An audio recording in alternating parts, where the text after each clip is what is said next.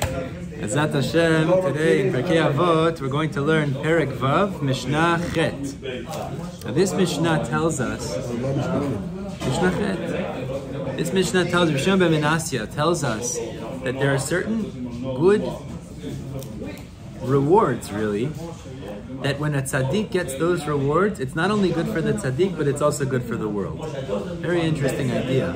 And we'll talk about it in a minute, but let's see the Mishnah. Rabbi Shimon ben Menasya, Omer Rabbi Shimon ben Menasya says, Mishum Rabbi Shimon ben Yochai, in the name of Rabbi Shimon ben Yochai. Hanoi. What is noi? Beauty. Beauty. Ve'akoach. Koach is physical strength. Ve'ha'osher. Osher is wealth. Ve'akavod is honor. Kavod. Ve'achachma. Wisdom. Ve'zikna ve'seva. So it's interesting. Zikna is old age. Seva is also advanced age. So we'll explain in a minute. Ve'abanim. And children. These are 8 things we just listed. Let's go through them. Noi, koach, osher, kavod, chokhmah, zikna, seva, banim. 8 items. Na'ele tzaddikim v'na'ele olam. They're good for the righteous, and when the righteous get these things, it's also good for the world. Now, why is it good for the world? Why is it good for the righteous? So, good for the righteous we can understand is that people act like tzaddikim. They deserve to get rewarded, Baruch Hashem. But the Kahati here explains each of these, and we'll go through each of them and understand it's a blessing for the world when the tzaddik has chokhmah. It's a blessing for the world when the tzaddik has noi. All of these things are a blessing for the... Let's go through them, each one. The first one we said is noi. It's good for the tzaddikim to be beautiful. And it's a very interesting thing. It's not outside beautiful, right? We're not talking about the... It might even be, by the way. It might be. Really? Or it might be a kind of chen, like a kind of grace. Now, why?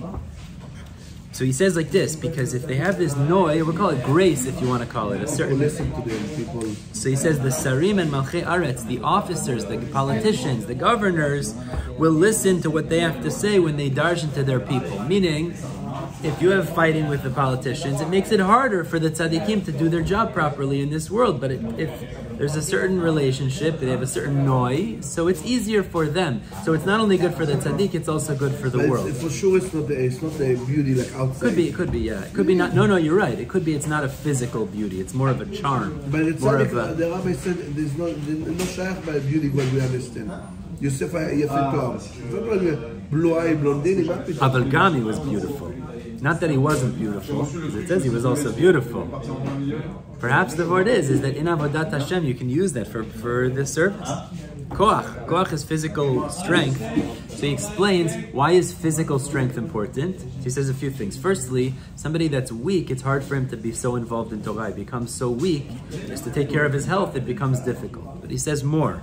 He says also, if somebody is doing an injustice, someone's abusing somebody, bothering the poor man, hurting people. So if you're physically strong, you go over and you beat him up, you get him out of there. So the tzaddik using his physical strength, it's also in Avodat Hashem, it's a very useful thing. There are times that a person needs to step up, not very often, but there are times that you need to use your physical strength, or sometimes you need to use your position, right? Koach. Let's move on. Osher. Osher. Why is it good for a tzaddik to have money? So a couple of reasons here. One reason he says is because he gives tzedakah. So it's not only good for him, but then he uses his money in Avodat Hashem, which is beautiful. But he says, what? Go ahead. To be, how do you say? To favor. Beautiful. Because one of the worst things is when you have tzaddikim, talmidei chachamim, that they know if they say the psak halacha right, they're going to lose their job and then they can't pay their rent. What's the problem? The problem is it's a pressure now, because what that creates for them is I need to pay my bills, and on the other hand, I want to say the right thing. But if he has osher, if he has wealth on his side, Hashem gives him a big bracha. Now what he's able to do is say it as it is. Find a judgment. Exactly. They have money. Sonei betza. Exactly. That's exactly it. Exactly. That's osher. Let's move on. Kavod. Kavod is important for tzaddikim. Now we know when it comes to great people, one of the markers of great people, the simanim of great people is anivut. It's humility. So why do they need kavod? So the Gemara in Masechet Sotah tells us a very interesting thing about, I don't want to call it ga'ava, but it's is that a chacham, according to some shitot, needs shmini sheba shminit.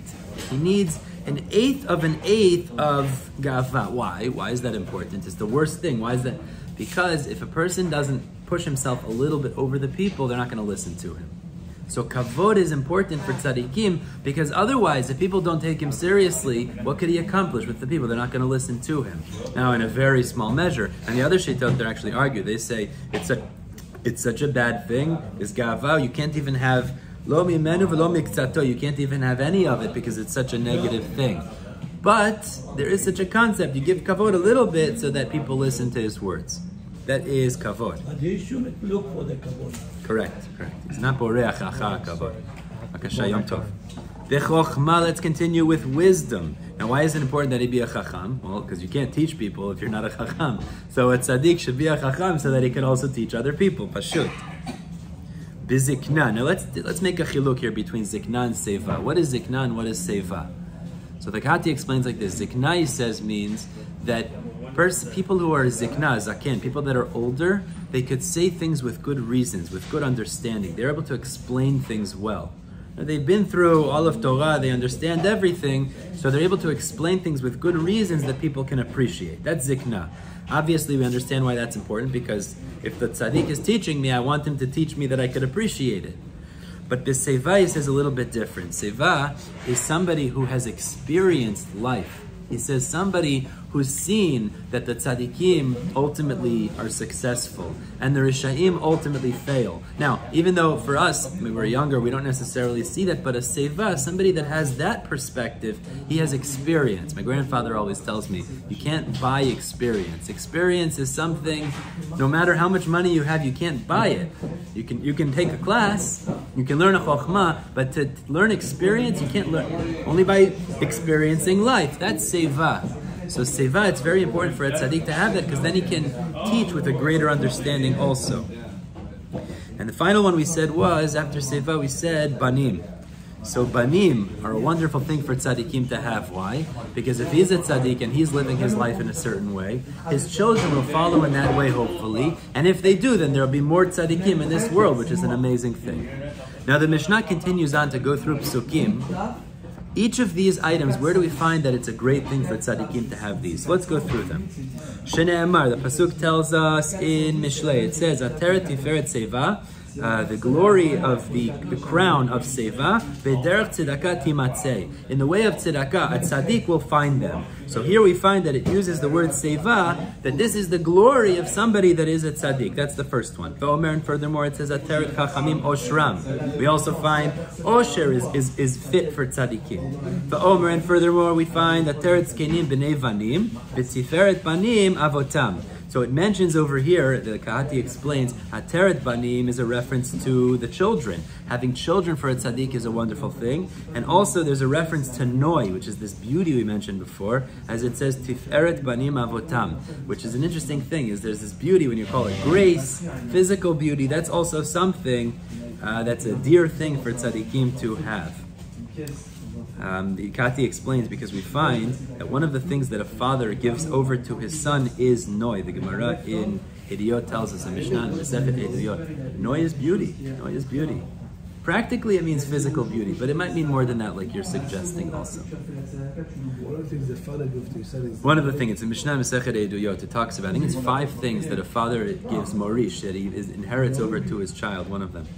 The Omer, and furthermore it says Tiferet Bachurim Kocham. We see Koach. Dar's Kenim Seva, and we also find again this reference to Seva.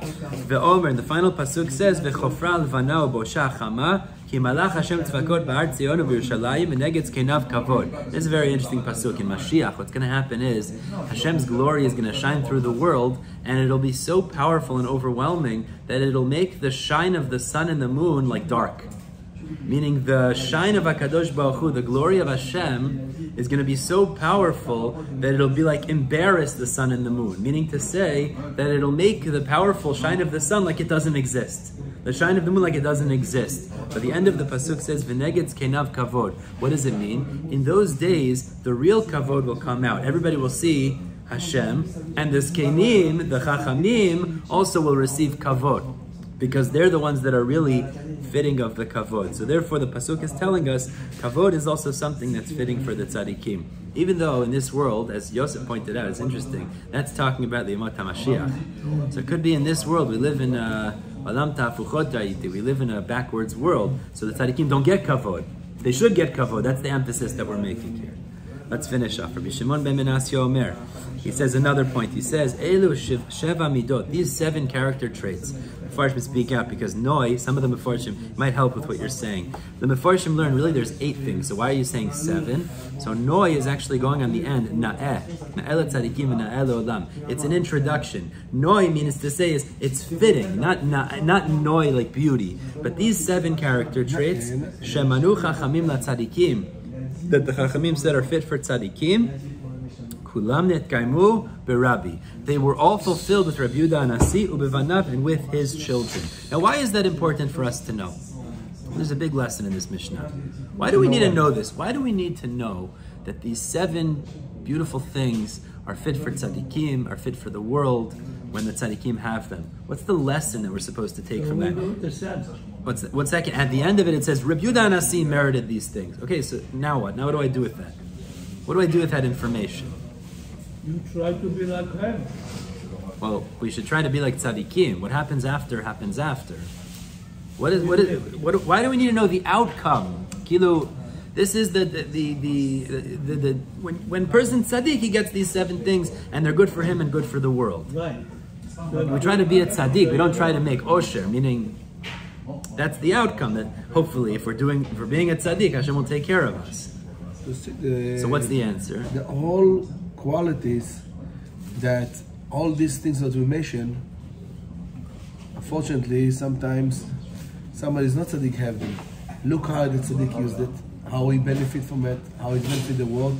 And somebody is not tzaddik, they have the same things, they have the tools, but they don't use it to the right things. Beautiful. Hashem give osher and chen and wisdom and power and physically power and everything to a person, instead of take it, elevate it and make it to a great things to the world to benefit, for himself to benefit from this or the world to come. Unfortunately, Chaz v'Shalom use it for the good things. Beautiful. And I would add on to what Yochai is saying a little more, which is, since we look around very often and we see tzaddikim, tzaddik v'ralo, this is the age-old question. Tzaddik v'ralo, unfortunately, and that is a common phenomenon. You look around, a lot of great people suffer. So it can cause a person to start feeling a little bit distraught, a little disappointed. Look what's going on is that Hashem says He takes care of tzaddikim, but on the other hand, tzaddik v'ralo. So it could be the Mishnah is emphasizing, no, these 7 things are re'uyim, they're actually fitting. Whatever the cheshbon in Shamayim is, we don't know.